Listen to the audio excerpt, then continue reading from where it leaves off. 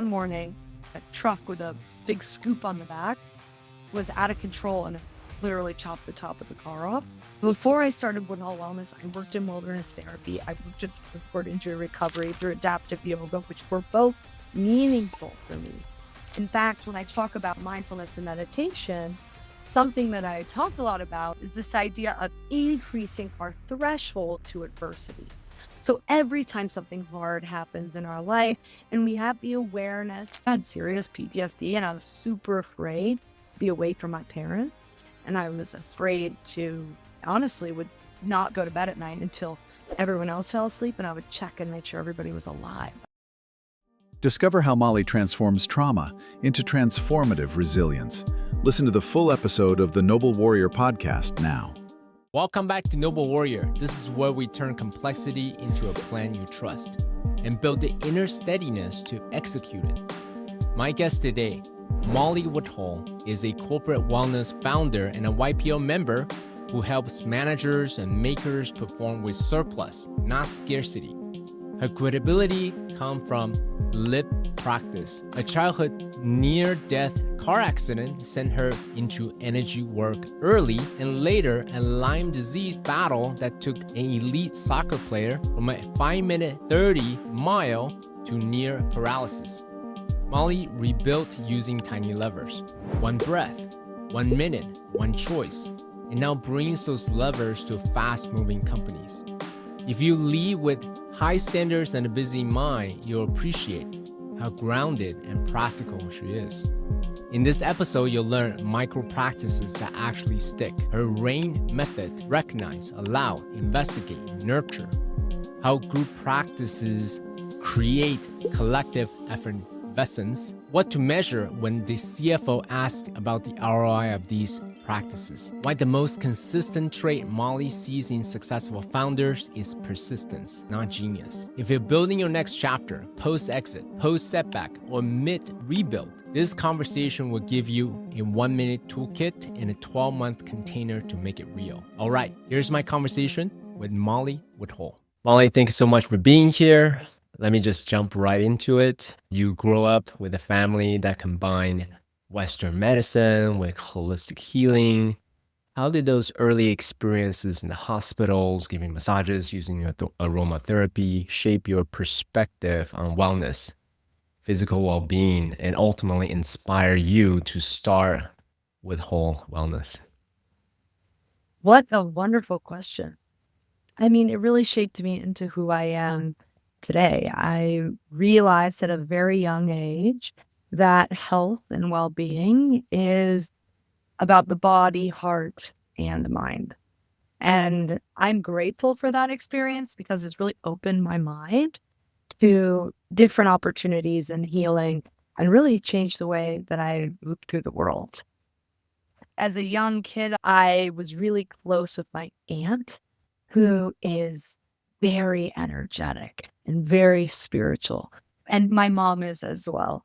So I think I just kind of developed this foundational understanding that in order to be the healthiest, happiest person, we have the opportunity to tap into different tradition from Eastern to Western medicine. And I think there's space for both. It kind of helped me realize that I do really believe in the middle path, that we can find a little bit of everything and sort of find that middle ground. So yeah, it changed me. Amazing. I love that. So since you opened that up, let me go right into it. So what are some of the ones that really stuck with you, that really made an impression? Maybe it's acupuncture, maybe it's yoga, I'm making stuff up. So is there anything specific that those are the pillars, the foundations of which you operate from? Okay, so there's a lot there. I have recently been super into Reiki. And actually, that goes back to when I was young as well, because when I was very young, I got into a very scary car accident. I was going to this special school for kids who were interested in music and the arts. And it was an hour away from my house. One morning, a truck with a big scoop on the back was out of control and it literally chopped the top of the car off. Oh, wow. And yeah, it was How old were really you? crazy. I was in pre-kindergarten. I was Oh, wow. young, but yeah. And you remember? Yeah, I remember before it happened, and then I remember after. I was listening to Spice Girls, and I was singing with my little brother, and then we got hit, and then I remember it all being quiet, and I was standing on a door, looking up to the other door, and my little brother said he saw some kind of angels, is what he said. He saw somebody come to save him. And that was a really traumatizing experience for me. So I actually started Reiki with my mom after that. She would take my bad dreams, throw them out the window. That amazing. So cool. So you had a near-death experience. Does that change you Yeah, in some way fundamentally? totally changing. Although I think now I'm far enough away from it that my experience is very different than it was when I was a child. All I could do is write stories about it. And like I was constantly drawing the experience. But now, as I sort of am an adult, I think something that came out of it, I have many life experiences that make me feel this deep sense of gratitude and this moment to moment awareness I strive for, just to kind of seek the joy of being alive and be in the present moment and really take in all the beauty, the miracles, and the mundane. I think as a young child, having that near death experience did change me for sure. Did it take a long time for you to go from that traumatic experience, the physical trauma of it all, to where you are right now, to embrace it with gratitude, with joy, looking back? Definitely. Did it take you a I long time to do that? totally. I mean, if I look at my life experience, I've had a lot of adversities and I've also had so much beauty. And it took me a long time to get over that experience. I think I had serious PTSD and I was super afraid to be away from my parents. And I was afraid to, I honestly would not go to bed at night until everyone else fell asleep and I would check and make sure everybody was alive. I had this fear of being away. In a more formal way, my parents were trying to help me heal. And some of it worked and some of it didn't. Like the Reiki stuff, I loved. Being in nature, I loved. Going to a formal therapist, a lot of them didn't really hit well with me. I didn't really resonate. Now I go to the therapist once a week. But it took me a long time to heal from that. And then I learned about the strength of my mind and how people I surround myself with change the way I feel. And then I grew older and I went to high school and I got Lyme's disease. And that was a whole nother adversity to get over and heal from. No, I appreciate you going right into the deep end, so to speak, right away, Yeah. because most people think life is la-di-da, and then certain pivotal moments happen, and then we work through it, and la-di-da again, and certain pivotal moments happen again.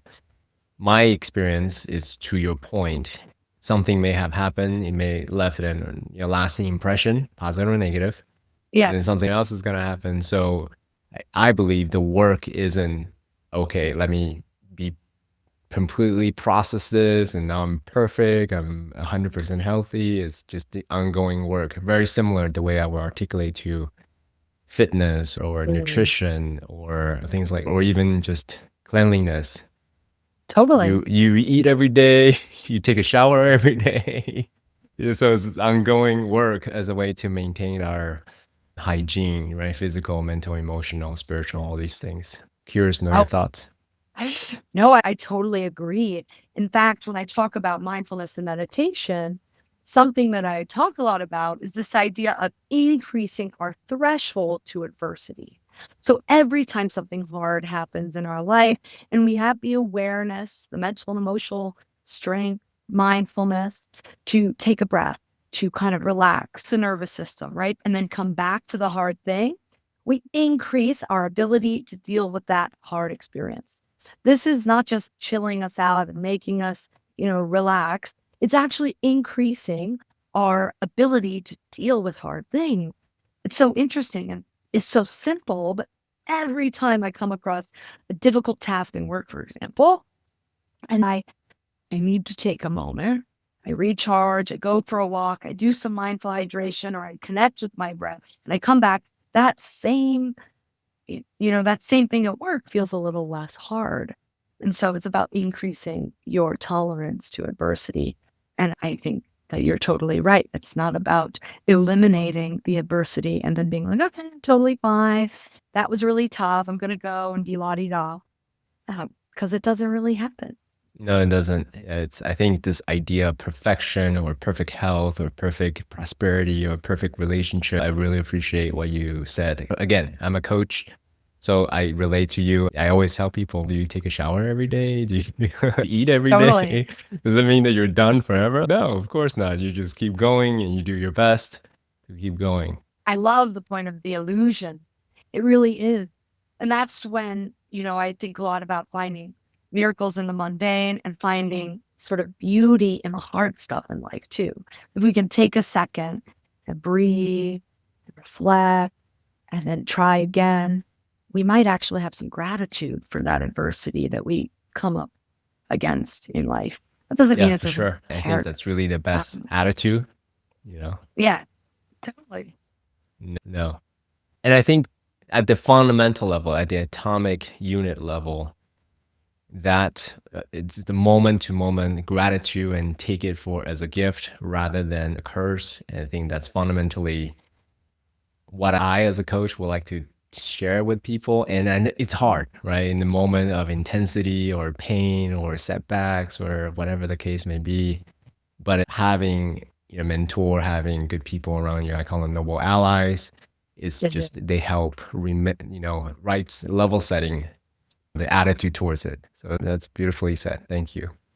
I am curious because you had said this type of work is a way to increase our capacity for resiliency, for future dealing with adversity situations and so forth.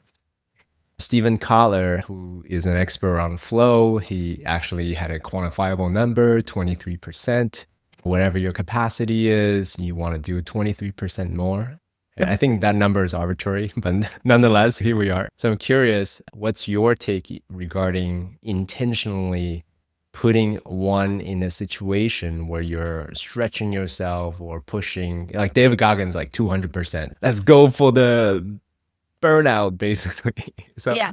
I'm curious, as a corporate wellness expert, what's your personal perspective around that? What's my personal perspective on pushing the limit? Yeah, exactly. Yeah. Well, I would say getting outside of your comfort zone. I usually say 10% outside of your comfort zone. But, really, I come from a loving kindness perspective when it comes to meditation. And so I actually think about this from a lens of self-compassion. So we don't listen to ourselves. We go a far past our limit. I want to do our best, perhaps, hit a huge goal. And so there is space for going 200%.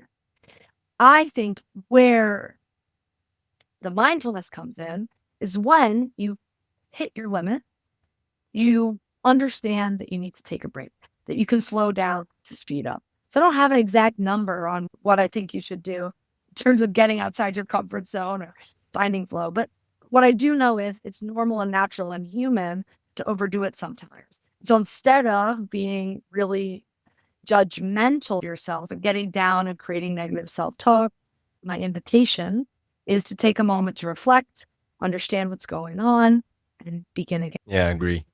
I know that number is arbitrary. The scientific mind is, oh yeah, 23%, whatever that is. The way I think about it ultimately is, am I grounded? Am I operating from a place of surplus? Now, whatever the case, mental, physical, emotional, financial, relational, I'm dipping into, I'm no longer grounded. I'm no longer stable.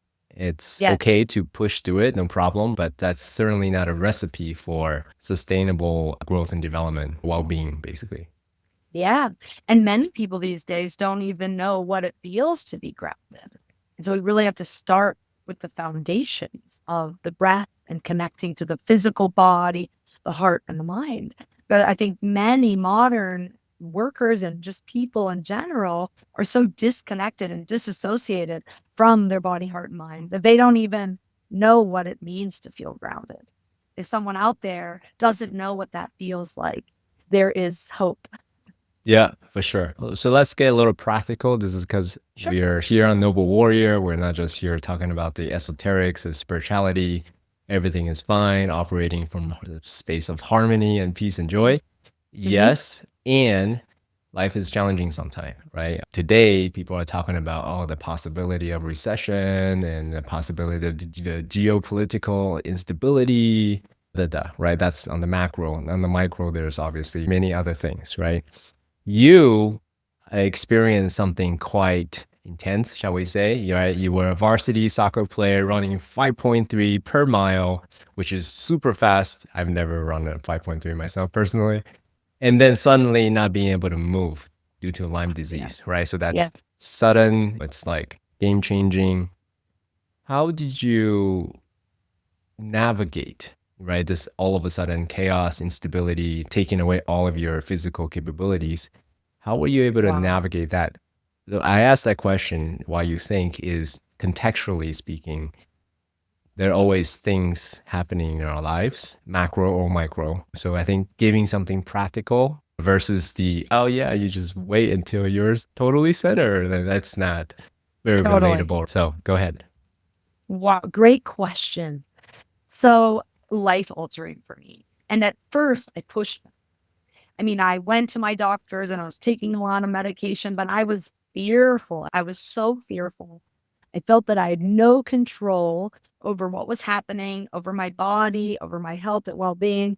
I was just listening to doctors and doing what they thought. And I think it's great to listen to your medical professional. However, as I continued to struggle on this path, I was on antibiotics from sophomore year in high school through sophomore year in college. It was really intense. And I was paralyzed. I literally couldn't even move my pinkies because the Lyme was so intense in my body. And then because it's an autoimmune, I actually had strep in my lymph system and I had mono and Epstein-Barr, all these things. It sort of came down to two things to start. It was moving out of fear and remembering the strength in my mind, which is also connected to my heart, and food as medicine. Then I realized that there was a lot more that I could do in this journey of healing than I had realized. So I started meditating. I started really listening to my body. I would move in a way that felt easeful and kind. I really was so diligent about my food intake and allowed food to be medicine. And I ate an anti-inflammatory diet. I did a ton of research on that. And it really changed me as a whole. And then I realized in that moment, that actually was when I really started getting into all the other types of medicine. So I practiced, Reiki and healing with my mom, but then I started doing acupuncture and I was using herbal remedies and I was an acupuncturist to give me herbs. And that's really when I started feeling so much more empowered in my journey of healing. I love that. Thanks for sharing. A lot of directions we can go. Your story actually reminded, do you know Dr. Joe Dispenza? Do you know what happened to Yes. him? Okay, do you know his story? I don't know his story that well.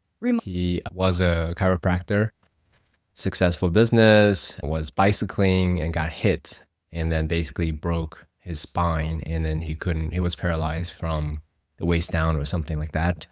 And then in his mind, because he was a chiropractor, he knew the anatomical structure of the spine. So in his mind, he just choose, I'm going to heal Wow. myself. Doesn't matter what other people say. And then every day he would just practice awaken or invoking the body's ability to put himself back together. And Wow. within 6 months, not only he healed his spine, he was able to walk out of the hospital, which is unheard of, right? It was miraculous. And then from that point on, he started to teaching people these methodology effectively, how to heal themselves, awakening our body's own ability to heal. And now he has a lot of scientific advisors who we essentially check from quote unquote pseudoscience to real science, right? So adding a lot more scientific Totally. data to back up his claim that this works. And I don't know if you ever done his meditation, but it's very similar to what you're saying is yes, heal the body through conscious food, but also awaken the body's ability to heal itself. So true. This is so cool because Actually, there are a few research studies that have been done at the Mayo Clinic for people who are having chronic pain or who are trying to heal from some kind of major injury. And they had a group that meditated and envisioned self-healing, and the other group did not. And the people who literally envisioned themselves being healthier and healing created more white blood cells and healed quicker. And this Western idea that the mind and body are not connected is so wild to me because, hello, we're all part of one system. And so to me, it makes perfect sense. I didn't even need to have these scientific studies to believe that. I can feel that, I can intuit that. But now we have it for those more scientific minded people who need the studies, we have them. And it makes me think of mental chatter and how we keep ourselves back in our careers, in our personal lives, in our friendships, because we have this negative self talk inhibiting our growth. Yeah, for sure. So there's two directions we can go. I'm actually quite curious. Mm. Since you have overcome Lyme disease, I was curious, why didn't you become a coach to help others addressing Lyme disease rather than corporate wellness? Because Yes. I'm curious of why did you pick the broader audience rather than this specific audience? You know what I'm saying? That's a great question. And honestly, I still have a desire to coach people who know. I think you can probably tell that. I mean, having been through that experience and on the other side of things, it is unique. So I'm still here. For all the listeners, if there's anyone that has lives, feel free to reach out to me. But, I really wanted to provide meaningful impact for a lot of people. So before I started Woodhull Wellness, I worked in wilderness therapy. I worked in spinal cord injury recovery through adaptive yoga, which were both meaningful for me. But what I noticed was this desire to make an impact on more people. And I knew that in corporations, I could really scale the amount of people that I work with. And honestly, we spend so much time at work. I wanted to improve people's experience at work.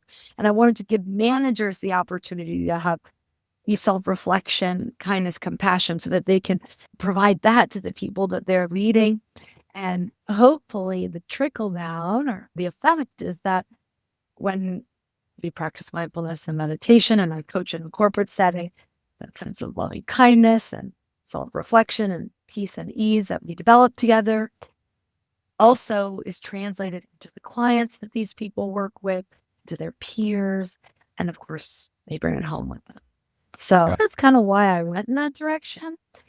But there's still something in me that wants to, because It's one of those things that's there's still not a quote unquote proven way to do it. So having more people, essentially it's the 4-minute mile, right? You heard the idea of Roger Bannister. Before him, he broke the 4-minute mile. It was thought to be physically impossible. Your heart will explode if you hit a 4-minute mile.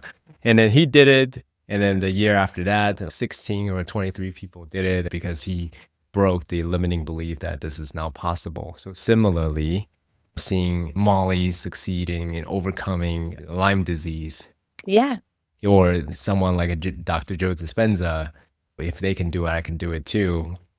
So it's very powerful because human beings were social animals after all, right? we need each other and we need the opportunity to share the good and the bad, tough stuff, which is something that I really am passionate about cultivating in, communities or in groups, is because just like you're saying, when someone hears my story that I got them, they're dealing with it. They hear it, they believe it, gives them courage that they can go beyond where they are now.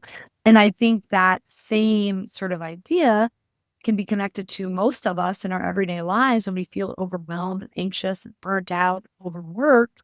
We feel like we're either the only person dealing with it or there's no way to get through this sense of there is. And we need human connection to sort of believe that, to feel in community with each other in Sangha, is what we, call it meditation. Oh, you amazing. I love that. Can you maybe speak a little bit more about Sangha? And I'm also curious, since you work with corporate clients, Yeah. how do you foster Sangha in the corporate setting? Obviously, I don't know if you translate that into a way that they can receive the idea without using the jargon. Curious to Yes. know how you foster that within the So, corporate community. yeah, good question. So, in the corporate setting, I always provide opportunity, community, shared meditation practice. So, you could dive really deep into that, but in corporate settings, I just provide, space to meditate in community and togetherness. And, what's very interesting is that sense of shared connection, doing something together, meditating in community is not something I have to explain once you experience it. It's a Oh, feeling that is cultivated when we do things in community that cannot otherwise be explained. I will say there's a word for this feeling. It's more scientific, which is called collective effervescence. oh, Which I is didn't know this that word. feel That's I great. love it, Thank you you. love effervescence. It's this feeling of harmony and connection that we develop when we do things in community. This is often experienced when we meditate together, but also yoga classes. Or a great example is music. When we go to a concert together, one place with the same goal in mind, which is to be present to the music, we feel this sense of common humanity, this connectedness amongst the group. And even more interesting, our brains actually find the same rhythm. So when we meditate together or we listen to music together, our brains find the same rhythm. And so then we literally are physiologically linked to those around us, creating this deep sense of connection. I love that. The people who love flow would call it group flow, right? Yeah. It's collective effervescence. That's Is that what you said? just to mention one more thing, we underestimate the importance of this, especially in groups where we were together often doing this with a partner or friends or family members. It's also really powerful doing things in community together, allowing your brains to find the same rhythm because it makes you feel comfortable and safe and connected on a level that you may not have ever experienced. And so in work environments, you can imagine how powerful this is because you're developing this deep sense of connection. And now we feel safe. We've shared something sort of sacred. And now this culture of connection is becoming really legitimate and meaningful and real, not just saying, let's play, let's provide cake of beer on Friday in the room, whatever kitchen. Like this is meaningful. Yeah, you're preaching to the choir. Convert for sure. I'm curious, how do you enroll, persuade those who like, I don't have time for meditation, let alone group meditation or group yoga or group musical concert? We got Yes, important things we got to accomplish and then quarterly goals and things totally. like that. How do you enroll and persuade those who are all about achievement? Two things, micro practices and the reminder that we have to slow down to speed up. It is not actually that productive to go, go, go, go, go if your body and your nervous system can't keep up, especially your mind. We have to breathe deeply into the body in order for the brain to think clearly and communicate effectively. And so we can go on adrenaline and all these hormones for a while, but after the body gets deeply exhausted from that, we actually don't think clearly. We don't communicate clearly. And so the goal of getting all of this stuff done and striving, fine, but you're not giving yourself time. If you don't take a moment to breathe. Well, you're speaking to a convert, but let me be the Yeah. critic's What was that? perspective real quick. But I can just have more espresso machines and burn more midnight oils and on so we can hit our goals. And have you been able to do that consistently without feeling terribly exhausted or being really sharp? Or are you seriously being able to, like, that's a question for this person who's being for you. It's impossible. Yeah, for sure. Those things are fine once in a while, right? If it Absolutely. happens, situations, is there an important emergency? Sure. It's definitely not a lifestyle. Trust me, this is someone Sure. who lived that lifestyle before. Yeah, So I don't recommend it. totally. Yeah. At some point, you hit a wall because the body just can't do it. But absolutely, there is space to go hard and like really 200%. I don't think that's a bad thing. I think there's a lot of flow and excitement and satisfaction in that. Um, if you want to be able to do that for the long term, be a clear headed leader for those around you, you're going to have to give your body rest. Yeah. And at some point, everybody else around you suffers. And then perhaps it's an opportunity for you to think about why you can't slow down for even just a moment, because then it kind of gets a little bit selfish.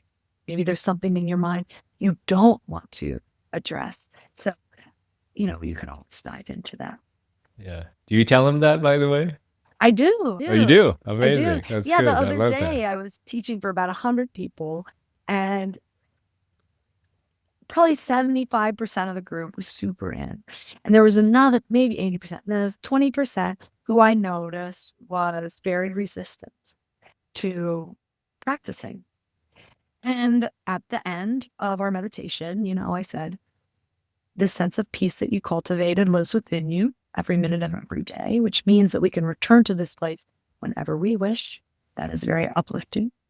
If your mind was wandering, there's an opportunity for you to understand where your mind was going. Perhaps then you can write those down and reflect on them. They could be old thoughts that you no longer wish to have repeated in your mind, then have the opportunity to let those go. Perhaps it's something like you need to get carrots for tonight's dinner. You can put that on a sticky note, and that can leave your mind alone. You can rest. I said to these people, if you were one of the people in this room that felt a bit of resistance in closing your eyes or participating in today's meditation, my invitation to you is to perhaps investigate why. Why were you very uninterested in participating today? To this group for a few weeks. And so we'll see. That might stick in somebody's mind. Maybe they'll be open to participating the next time, and perhaps not. But even having the conversation and them being around this kind of meditation and feeling the collective effervescence of the group, I think has a positive impact on these people, even if they're resistant. I see how you work. You're planting Yeah. seeds. That's good. Yeah. Planting seeds of wisdom. One other thing, Yeah, because go you ahead. asked, how do I help the skeptic, or how do I tell these people who go, Right. they don't have enough time to meditate? The other thing that we focus on are micro practices at Woodhull Wellness. So my definition of a micro practice is 1 breath to 1 minute of thoughtful breathing or concentration. And so really meeting people where they are. We all have time for 1 breath. So teaching different tools that they can use literally before or after a hard conversation, and actually taking 1 thoughtful breath each day. That is where we start. So that could be breathing in for a count of 5, holding at the top of the breath, and exhaling for a count of 5. That could be the physiological sigh, which I'm sure you're familiar with. Breathing in, an extra sip of air, and an exhale out of the mouth.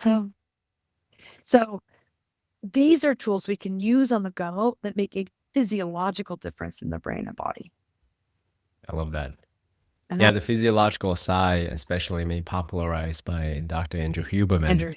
It's a very, shall we say, quick tool, right? For Yeah. any skeptic, hey, try it. And you don't have to believe the theory behind it. You can tell for yourself. Right. Whether or not you feel a little bit more relaxed. That's good. Yeah. And I believe people have to come to their meditation practice and to self-reflection in their own journey. And so that's why I have space to meet everybody where they are.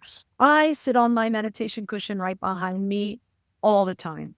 But I came to that practice through so many different life experiences that have fortified the importance of that for me. Yeah. And so if someone is going from 0 self-reflection or 0 breath work, then perhaps a mindful hydration technique.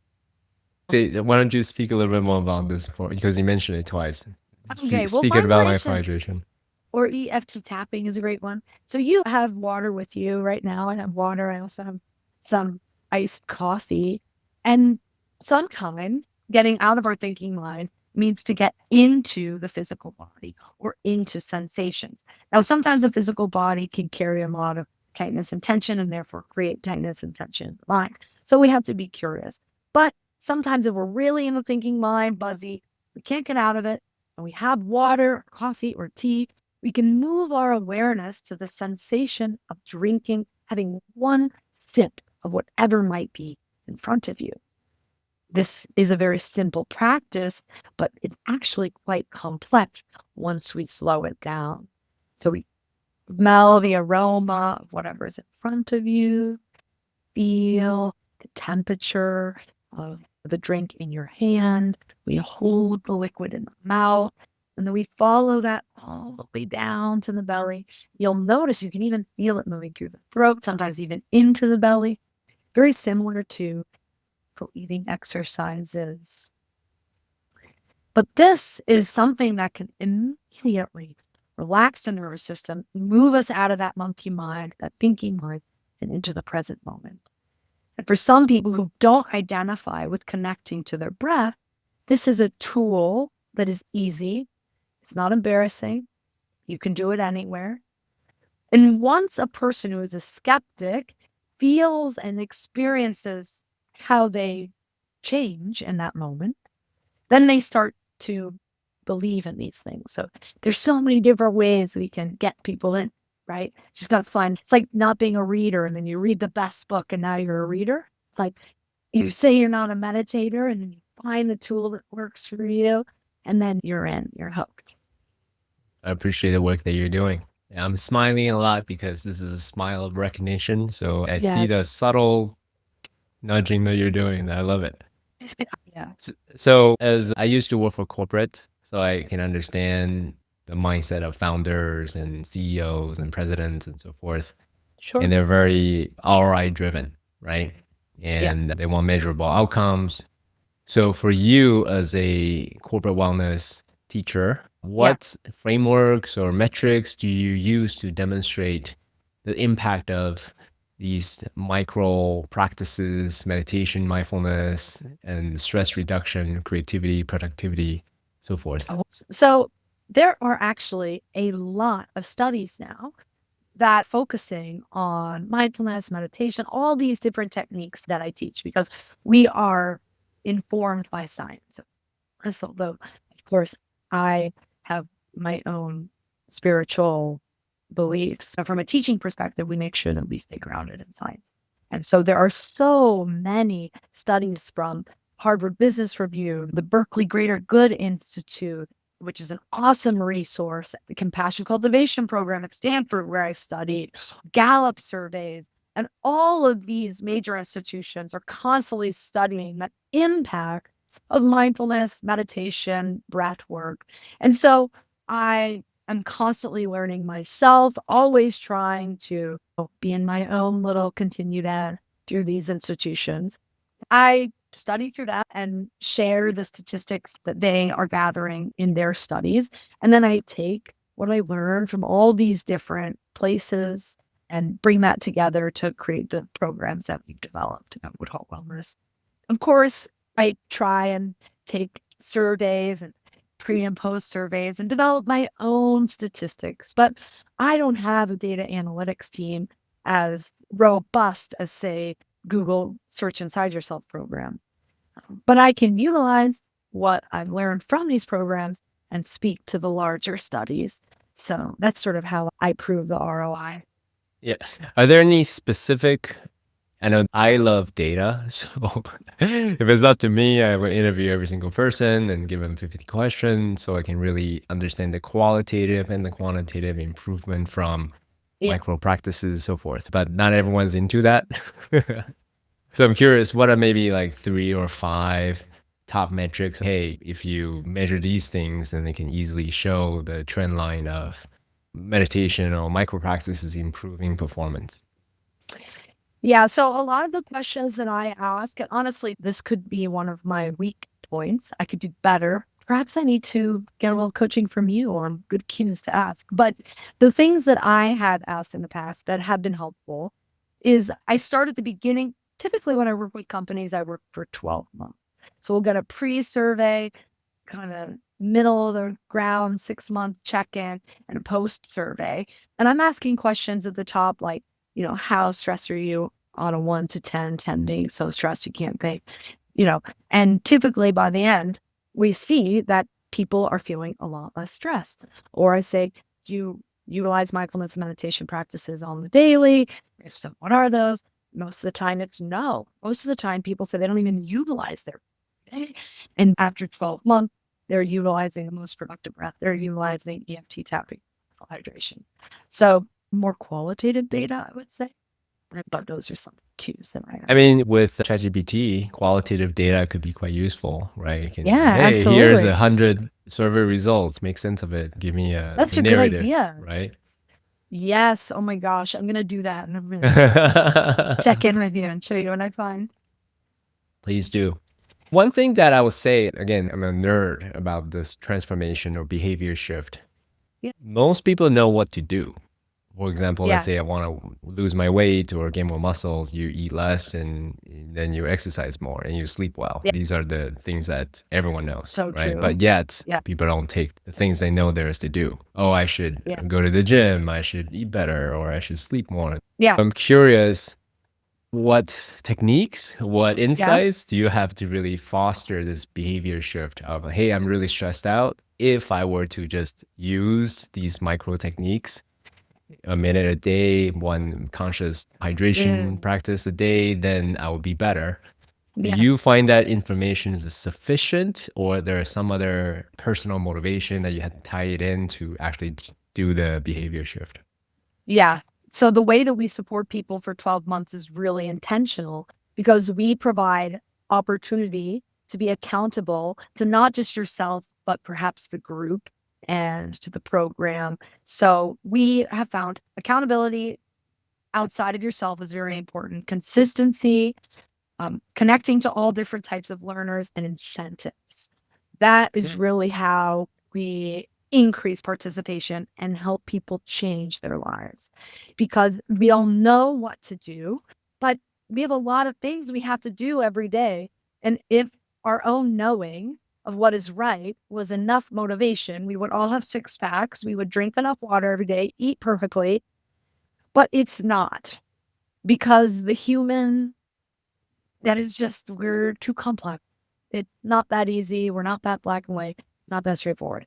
So we create accountability outside of just yourself by being accountable to the group or accountable to your HR person or perhaps a buddy at work or whatever. We provide consistency by allowing people to have access to the online learning all the time, but we meet virtually real time at least once a month so that we create that community, that collective effervescence, that opportunity to ask questions and dive deeper. And we're there for 12 months. So we feel as though we are a meaningful, comfortable resource, because mental health and well-being shifts.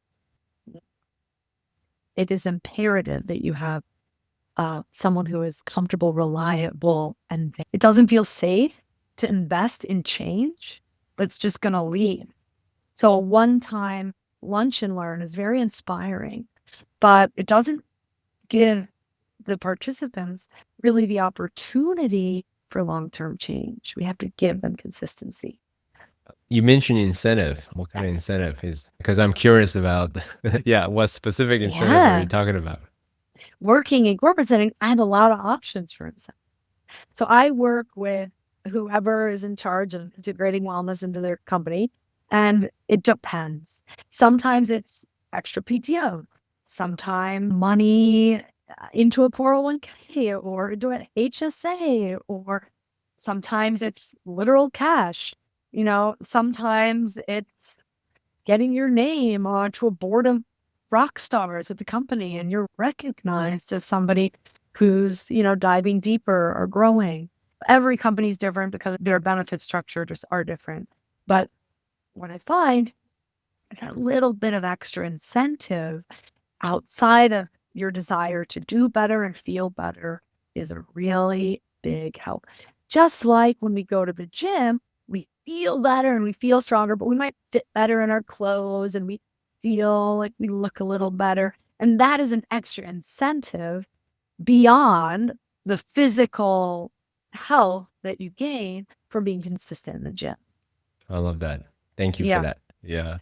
I was always curious because I'm into transformational work as well. So I'm always cautious about using extrinsic motivations because ultimately transformation, growth, this type of practices needs to be from within, right? I don't know if you have kids, you don't always give them money for doing chores around the house. Like maybe in the beginning it's fine, but afterwards you need to start to go into that intrinsic motivation. You know what I mean? So I was curious about incentive. Definitely. I think that there's a mix there.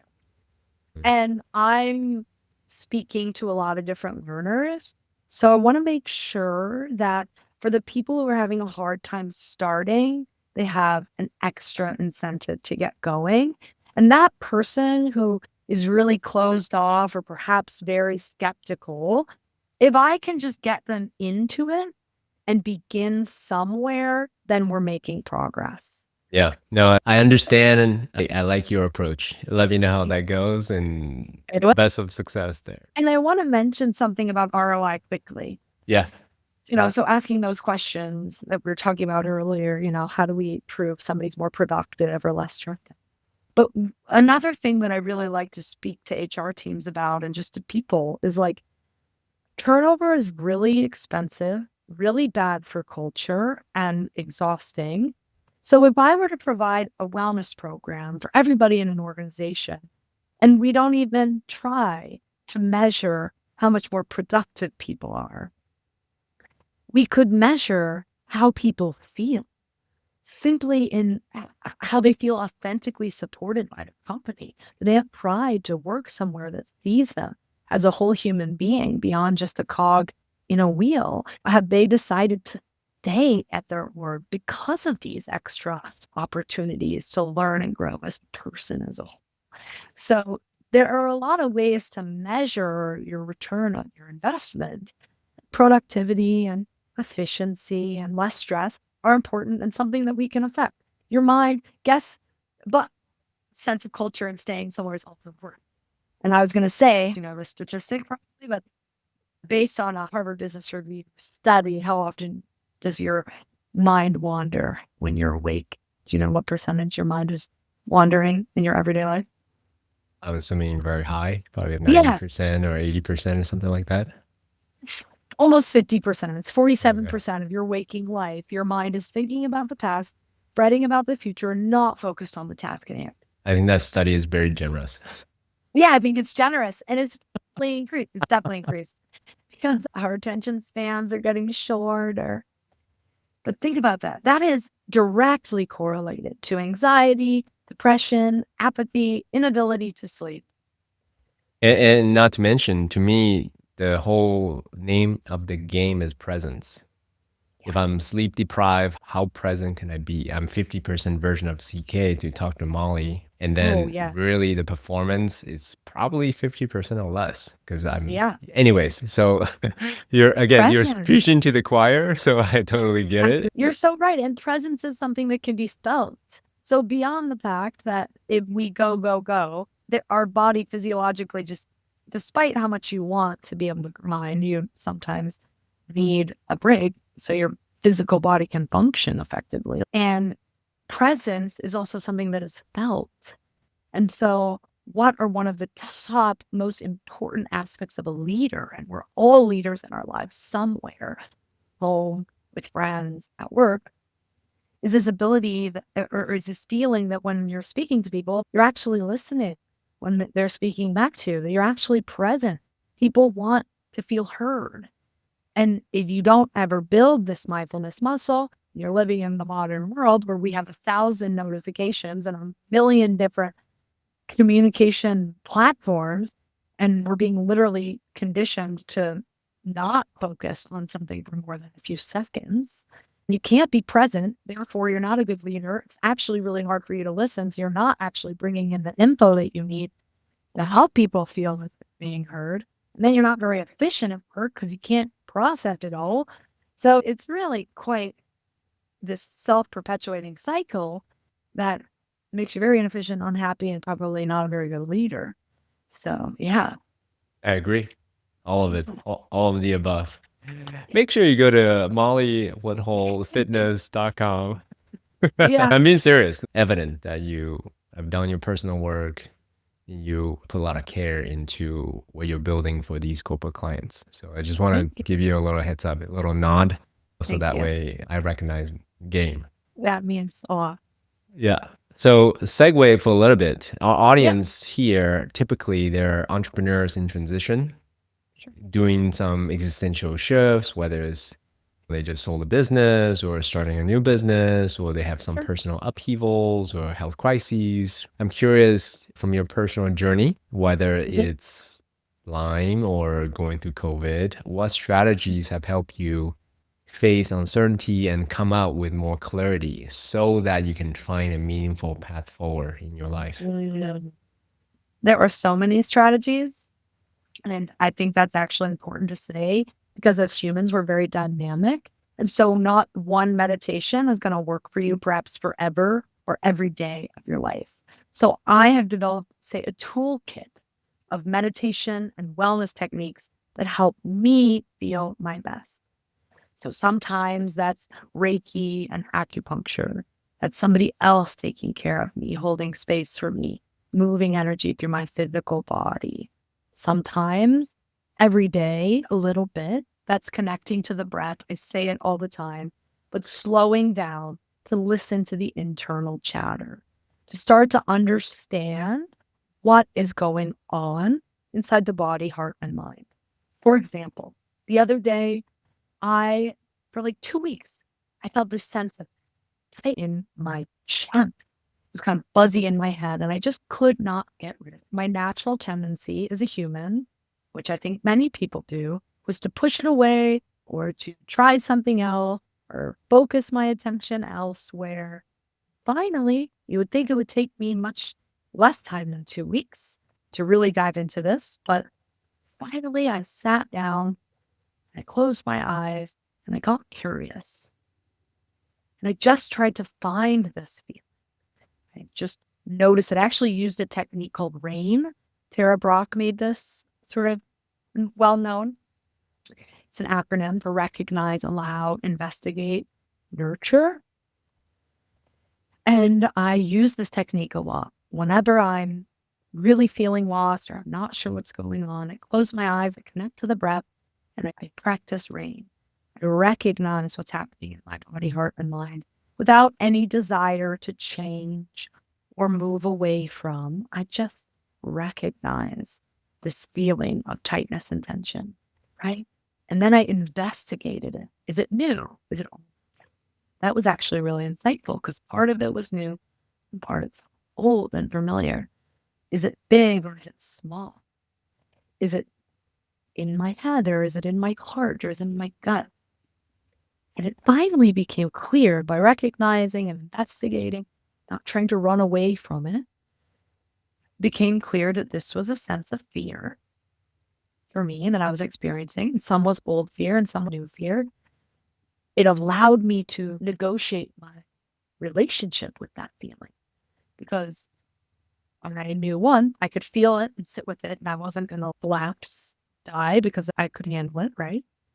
It also allowed me to let go of what I didn't believe anymore, that I wasn't fearful of, that my body was just holding on to for self-preservation.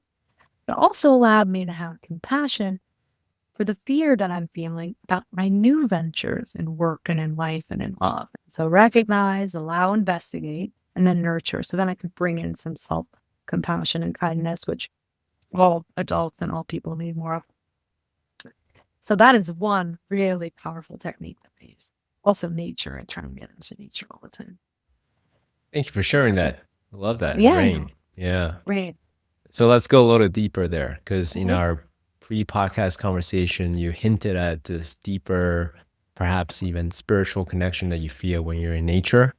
Mhm. So how can purpose-driven founders, entrepreneurs invite that sense of awe, transcendence, that deep knowing that we've been talking about ultimately, right, into their day-to-day business life rather than just, oh, I can tap into that when I drink ayahuasca or I go to Burning Right. Man or I go to nature for an extended period of time? How Yeah. do they bring that deep sense of knowing and peace and joy and everything's all right into Oh, their day-to-day business life? two things come to mind. Seek the joy of being alive and find the miracles in the mundane. We can find awe everywhere. We feel awe when we experience that collective effervescence of doing things we love and with others. We can actually find that sense of awe when we listen to music or observe photos or videos of nature. So we can't always get into nature. We can actually sort of biohack ourselves into that space by looking at it through the computer, your phone, or listening to sounds of nature. This actually can bring a sense of peace and awe. And something that I noticed that I didn't realize that I figured out when I was like 10, that I loved being in nature and it gave me such a sense of peace. And as I grew older, I realized that that deep sense of peace and awe and clarity actually lives within the rhythm of, like, we are part of the earth, part of Mother Nature, right?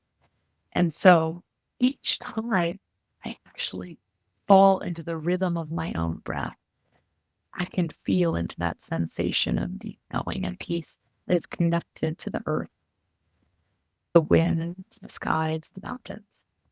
And I know that that might sound a little woo woo, but your breath is such a powerful resource. So, perhaps you watch videos of nature, which can help you get there. Perhaps you find the rhythm of your breath. Perhaps you Mm. look for the beauty that exists around you that you often ignore. That's kind of how I stay in awe. I love that. This is where my mind goes. Yeah. I'm recognizing that, but I'm putting it on broadcast right now. But how do I know that I'm tapping into the rhythm of nature? How do you feel? A good question that I often ask people in mindful activity is, what is something that brings you joy each day? If you close your eyes, can you breathe in a sense of, can you breathe in a sense of grounding? If you can breathe that in, if you can comprehend it in your brain, that means that you had experienced that before. So it's not something to be overanalyzed, but you can close your eyes and feel that sense of deep grounding and relaxation, then you've done it. And if you don't get there right away, finding peace and grounding is something we have to get comfortable with and build the muscle to do that, just like we have to learn how to play the guitar. So if you close your eyes and you try and envision the sense of peace and it doesn't come to you right away, know that that is normal. That is part of the human condition. Every time you try, you build this mindfulness muscle and you become better finding that sense of peace. So Yeah. there's that. And then the question I ask is, what is something you enjoy in your life that brings you a sense of grounding and peace? Perhaps that's going on a walk. Maybe that's making dinner. Maybe that's making your coffee in the morning. Maybe that's gardening, playing music, right? Envision something that you love to do in your life. Perhaps you do it each day. Maybe you don't like to. And if you each day when you practice this activity, as simple as it might be, for me, it's making coffee, allow all of your awareness to be there. So in the morning when I make my coffee, I grind the beans, I smell the aroma, and I let all of my awareness be settled on the activity. I'm not on my phone. I'm not listening to anything else. And I love this little activity. I was going to do it anyway. It brings me peace and joy. And that is such like an active way of bringing mindfulness and sort of meditation into your everyday life. So sitting and listening to your breath isn't the right thing. Perhaps find something you love, soak it all in. And that is also meditation. Because meditation is just a practice of focusing on one thing at a time, noticing when your mind wanders. So yeah, I think that's sort of a long, extended answer because you're like, how does someone know if they find peace? And it's like, well, do you feel better than you did before you started? And that's growth, that's finding peace. And each time you might find something deeper. And one time you might not, and that's normal. And have compassion. Then we build the muscle, and then where it's easier to find. Yeah.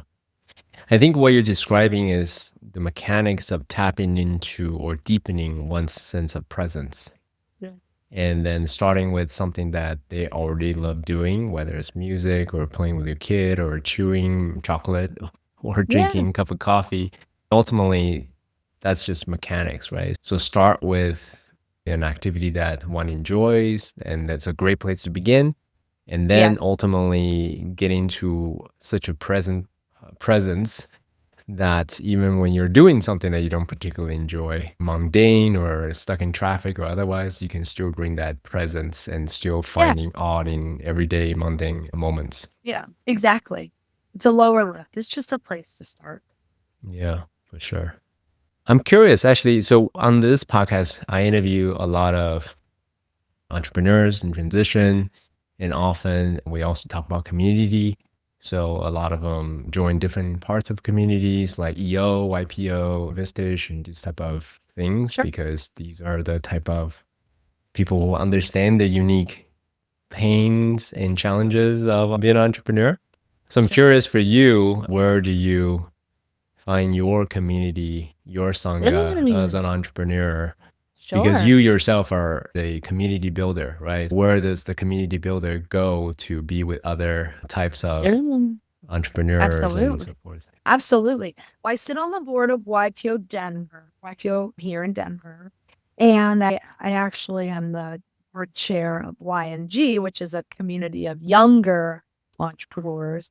So I find my community all over in yoga studios and things like that. But also, the YPO community has been so deeply helpful for me because I want to be surrounded by people who have big goals, who have found success in different ways than me, and who can help mentor me. I think that Woodhull Wellness has grown over the years because of the opportunities I've had to learn from people like you and people in the YPO community. I am always here to learn something new. And I've really sort of dove in quite deep with that group. I actually helped co-facilitate a wellness retreat in Bali years ago, year 2.5 ago or so, with 40 young entrepreneurs from the world. And it was the most amazing experience.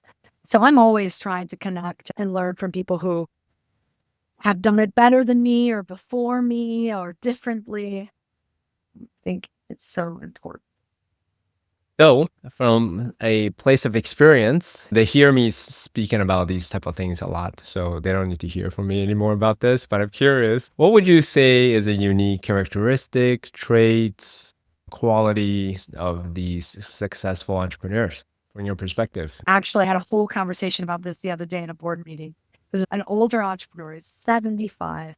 He's had a lot of great companies, and he had one more he wanted to start. And he has been so successful in his life. And he said to me, I'm nervous to start this, but I know that I have to.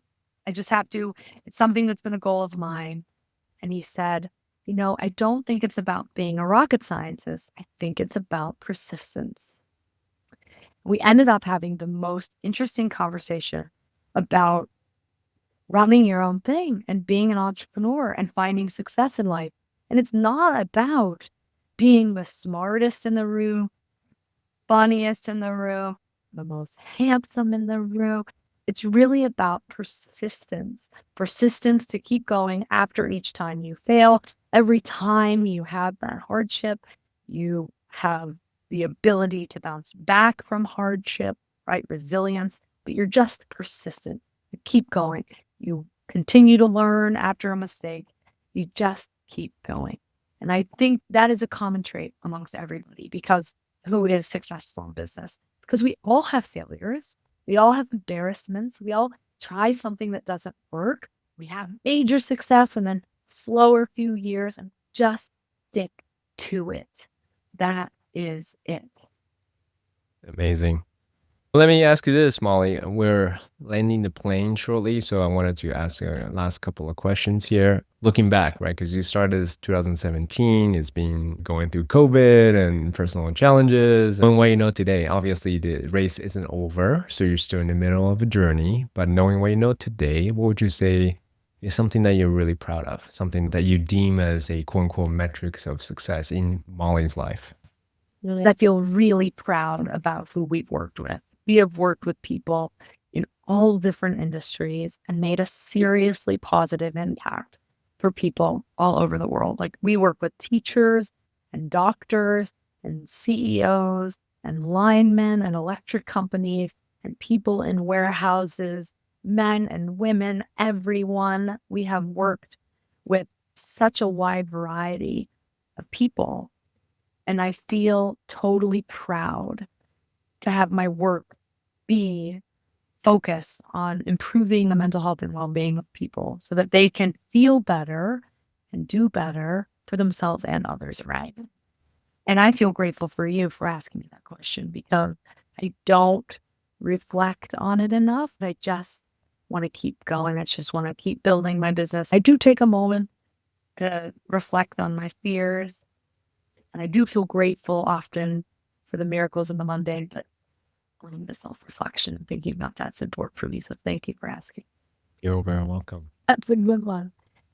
No, I think this was a really interesting conversation. We talked about work. We talked about being an entrepreneur. We talked about real life journey and how we got here. And I don't think it's a straight line. I think really this is probably best interview I've had in terms of encompassing this idea that I say all the time. People say, how'd you get to where you are? And I say, well, my whole life brought me here. And I think you helped embody that today. Thank you for your kind words. So let me just take a moment to acknowledge you, Molly. I really appreciate how you turn your initial life challenges into a gift, a blessing. You figure certain things out about health and wellness and mental, emotional, everything together. And you package it into a way that serves a lot of people. To your earlier point, all kinds of people, all walks of life, all different industries, different countries, and so forth. And I really felt your presence and your sincerity and your ability to help. And I would venture to say that perhaps that's the secret sauce, right? That you have the success that you have because this is genuinely your unique offering to the world. So thank you so much for having a very deep conversation with me here on Noble Warrior. And for those that are truly listening and present, I'm sure they get a lot of wisdom and download from you. So thank you so much for being here. Thank you for having me.